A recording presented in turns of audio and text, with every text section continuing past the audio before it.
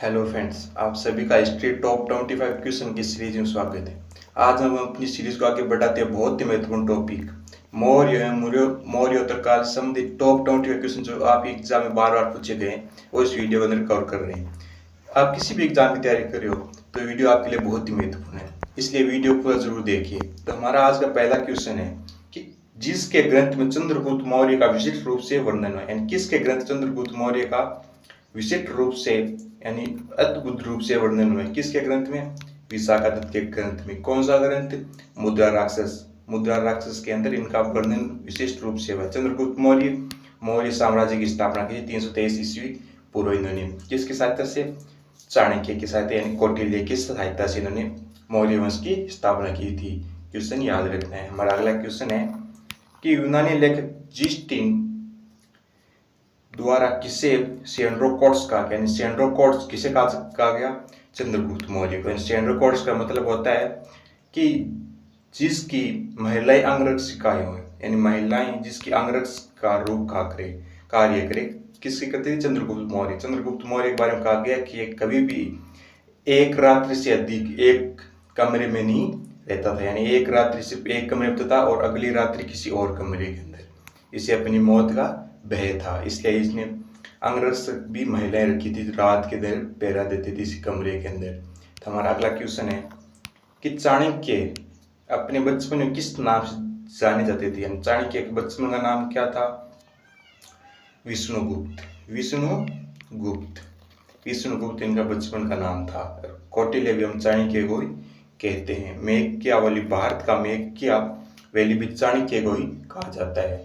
हमारा अगला क्वेश्चन है कि निम्नलिखित में से राज्य के सप्तांग सिद्धांत के अनुसार राज्य का सातवां अंग कौन सा अंग है? मित्र। सप्तांग सिद्धांत किसने दिया था? मेक्कियावली ने।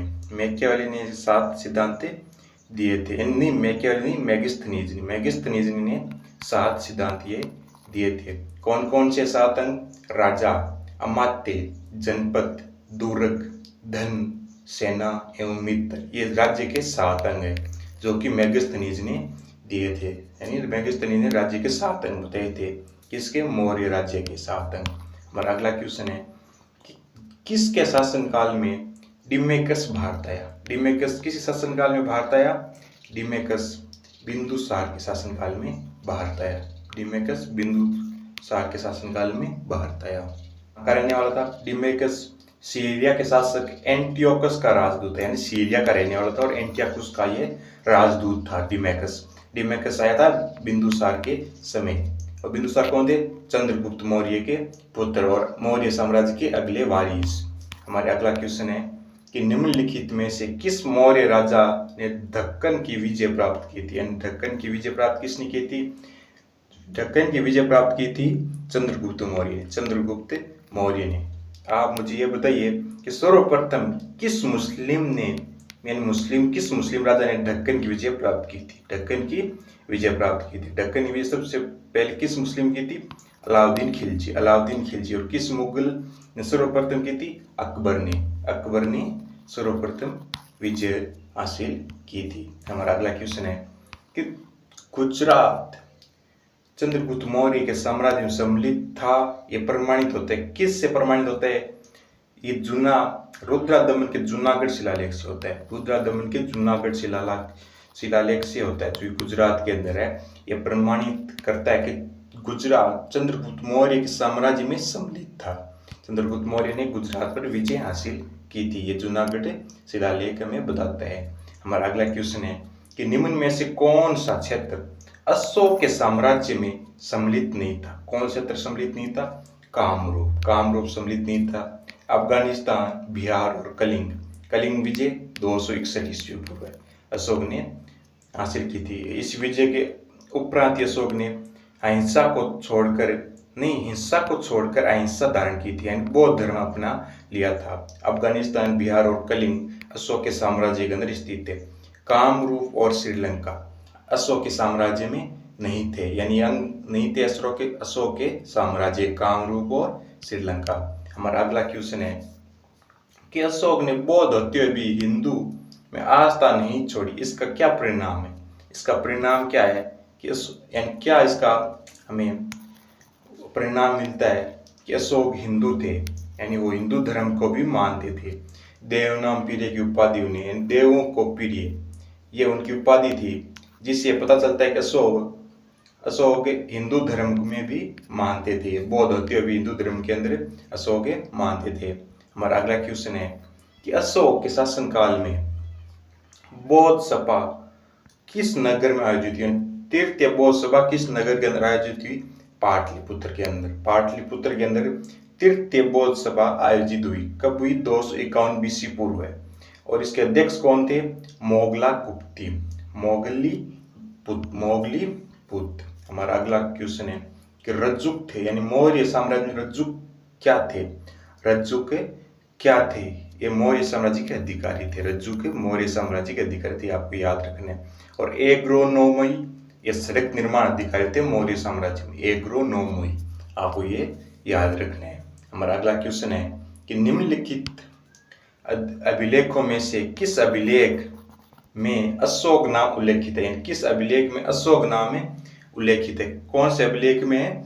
मास्की का लघु शिलालेख, यानी मास्की का लघु शिलालेख, इसके अंदर अशोक नाम उल्लेखित है। मास्की का लघु शिलालेख एवं उर्डोगोलम, मास्की एवं गुर्जरा, इन अभिलेखों में भी अशोक का नाम अशोक उल्लेखित है, आपको याद रखना है। हमारा अगला क्वेश्चन है कि अशोक का अपने शिलालेखों में सामान्यतः जिस नाम से उल्लेख हुआ है वो कौन सा है? कौन सा नाम है? वे प्रियदर्शी। आपको याद रखना है कि अशोक का सामान्यतः शिलालेखों में प्रियदर्शी नाम से उल्लेख हुआ है। अशोक से सिर्फ 3 शिलालेखों में कौन कौन से? उड्डेगोलम, मास्की एवं गुर्जरा, इन 3 शिलालेखों में से अशोक नाम से ही पुकारा गया है। हमारा अगला क्वेश्चन है कि निम्नलिखित में से प्राचीन भारत की कौन सी लिपि दाहिने से बाईं ओर लिखी जाती थी? दाहिने से बाईं ओर ख्रोष्टी लिपि। आपको याद रखना है कि ख्रोष्टी लिपि दाहिने से बाईं ओर लिखी जाती थी। हमारा अगला क्वेश्चन है कि निम्नलिखित में से कौन सा अशोककालीन अभिलेख ख्रोष्टी लिपि में, कौन सा है? ख्रोष्टी लिपि में अशोककालीन अभिलेख है जो ख्रोष्टी लिपि में लिखा गया है। शाहवागजटी, जो कि अफगानिस्तान के अंदर स्थित है। शाहवागजटी अशोक द्वारा लिखित अभिलेख जो कि ख्रोष्टी भाषा में लिखा गया है। हमारा अगला क्वेश्चन है कि अशोक के शिलालेखों में प्रयुक्त भाषा कौन सी थी? यानी प्रमुख रूप से कौन से भाषा के अंदर अशोक के शिलालेख लिखे गए थे? प्राकृत भाषा के अंदर। प्राकृत भाषा के अंदर अशोक के शिलालेख लिखे गए थे। अन्य भाषाओं में आरामाइक, ग्रीक, ख्रोष्टी एवं ब्राह्मी लिपि, इनका भी अशोक के शिलालेखों में सामान्यतः प्रयोग देखने को मिलता है। प्राकृत भाषा का प्रयोग सबसे अधिक देखने को अशोक के शिलालेखों में मिलता है।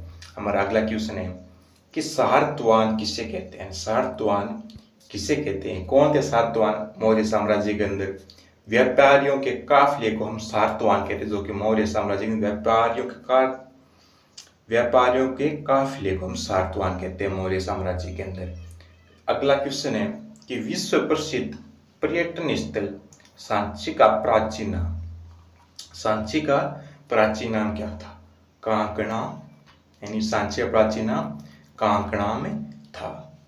हमारा अगला क्वेश्चन है कि वह शासक कौन था जिसे सिंहासन पर बैठने के लिए अपने बड़े भाई सुसीम की हत्या करनी पड़ी? सुसीम की हत्या किसने की थी? सुसीम की हत्या की थी अशोक ने, महान सम्राट अशोक ने। सुसीम इन्हीं के बड़े भाई थे, यानी बिंदुसार के बड़े पुत्र सुसीम थे और अशोक 2 नंबर थे। इन्होंने सुसीम की हत्या की थी क्योंकि सुसीम राजगद्दी के वारिस थे, यानी बड़े पुत्र थे, वो राजगद्दी के वारिस थे। पर अशोक उस राजगद्दी के उपयुक्त वारिस थे, लेकिन सुसीम उतने उपयुक्त नहीं थे, इसलिए उन्हें मंत्रियों के साथ मिलकर सुसीम को मरवा दिया। हमारा अगला क्वेश्चन है कि सम्राट अशोक की वह पत्नी कौन थी जिसने उनको प्रभावित किया? यानी कौन सी पत्नी ने सम्राट अशोक को प्रभावित किया था? किसने किया था? कारुवाकी। ऑप्शन बी आपका सही हो जाएगा। कारुवाकी, जो कि सम्राट अशोक की पत्नी थी, इन्होंने ही सम्राट अशोक को प्रभावित किया था। हमारा अगला क्वेश्चन है कि अशोक के शिलालेखों को पढ़ने वाला प्रथम अंग्रेज, मोस्ट इंपॉर्टेंट क्वेश्चन, आप किसी भी एग्जाम को देख लिया उठा के, ये क्वेश्चन आपको वहां आया मिल जाएगा। कौन सा प्रथम अंग्रेज था जो कि जिसने अशोक के शिलालेख को सर्वप्रथम पढ़ा था। किसने पढ़ा था? जेम्स पियर्सेप। ऑप्शन सी आपका सी हो जाएगा। मोस्ट इंपोर्टेंट क्वेश्चन है आप किसी भी एग्जाम के लिए। हमारा अगला क्वेश्चन है कि कौटिल्य के अर्थशास्त्र में किस पहलू पर प्रकाश डाला गया? किस पहलू पर प्रकाश डाला गया? राजनीतिक नीतियों पर। कौटिल्य के अर्थशास्त्र के अंदर राजनीतिक नीतियों के बारे में प्रकाश डाला गया। आपको याद रखना है, याद रखना है कि राजनीतिक नीतियां कौटिल्य के अर्थशास्त्र के अंदर प्रकाश डाला गया। हमारा अगला क्वेश्चन है कि अंतिम मौर्य शासक कौन था? अंतिम मौर्य शासक वृहदत्त। वृहदत्त अंतिम मौर्य शासक था। वृहदत्त अंतिम मौर्य शासक था। 185 ईस्वी पूर्व से पुष्यमित्र ने हराकर सुगवंश की स्थापना की थी। सुगवंश की स्थापना किसने की? पुष्यमित्र ने। किसको हराकर? अंतिम मौर्य सम्राट वृहदत्त। 185 ईस्वी पूर्व है, आपको याद है रखना है। यहाँ पर आप देखिए मौर्य सम्राटों का कालक्रम। चंद्रगुप्त मौर्य 322 से 299 ईस्वी, यानी मौर्य सम्राट का राजवंश 563 वर्ष में कुल राज किया था। सम्राट बिंदुसार 229 से 274 ईस्वी पूर्व। महान सम्राट अशोक 274 से 238 ईस्वी पूर्व। सम्राट कुरनाल 238 से 231 ईस्वी पूर्व। सम्राट दशरथ 231 से 233 ईस्वी पूर्व। सम्राट संपृक्ति 223 से 215 ईस्वी पूर्व। सम्राट शालीशुक्र 215 से 203 ईस्वी पूर्व। सम्राट देववर्मा 203 से 196 ईस्वी पूर्व। सम्राट सप्तधन्वा 196 से 190 ईस्वी पूर्व। एवं आखिरी सम्राट वृहदत्त सम्राट 190 से 184 ईस्वी पूर्व इन्होंने शासन किया था। आपको मौर्य साम्राज्य का राजवंश याद रखना है, कालक्रम याद रखना है। यहाँ से कोई क्वेश्चन आप एग्जाम में बन सकता है। हमारा अगला क्वेश्चन है कि अशोक समकालीन तुरु में कहाँ कहा जाता है? तुरु में कहाँ कहा जाता, जो कि अशोक के समकालीन था, मिस्र का राजा था। तुरु में मिस्र का राजा था, वो किसके समकालीन था? अशोक के समकालीन था।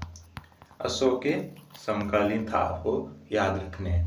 हमारा अगला इस वीडियो का आखिरी क्वेश्चन कि भारत में सर्वप्रथम स्वर्णिम मुद्राएं चलाई थी। किसने चलाई थी? इंडो विक्टियन। आपको याद रखना है, एग्जाम में कई बार ये क्वेश्चन पूछा जा चुका है कि भारत के अंदर सर्वप्रथम स्वर्णिम मुद्राएं इंडो विक्टियन।